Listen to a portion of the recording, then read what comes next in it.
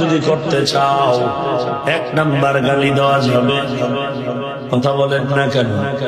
গালি দেওয়া হালাল না হারাম?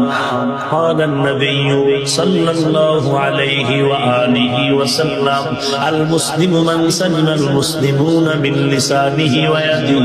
আল্লাহর নবী বলেন, কামেল মুসলমান ওই ব্যক্তি যার হাতের দ্বারা জবান দ্বারা মানুষ কষ্ট পায় না।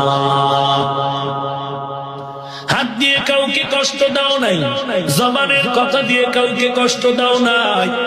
নবী বলেন এর মতো ভালো কেউ নাই।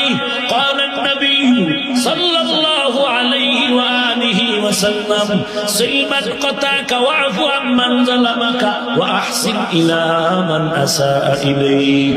আল্লাহর নবী বলেন, ওই মুমিন ভালো করে শুনে নাও, সিলমান কাতাক ওয়াফু আম্মান যালামাক, আত্মীয়তা বন্ধনদারে ছিন্ন করিও না, মজবুত করে নাও। কেউ যদি জুলুম করে মাফ করে দাও, কেউ যদি তোমার সাথে খারাপ আচরণ করে তুমি ভালো ব্যবহার উপহার দাও। এর নামে এহসান। ভালোর বদলে ভালো, লাইসাল ইহসান।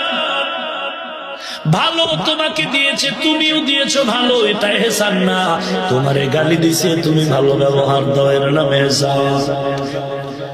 শায়েখ শিবলি জুনায়েদ বাগদাদীর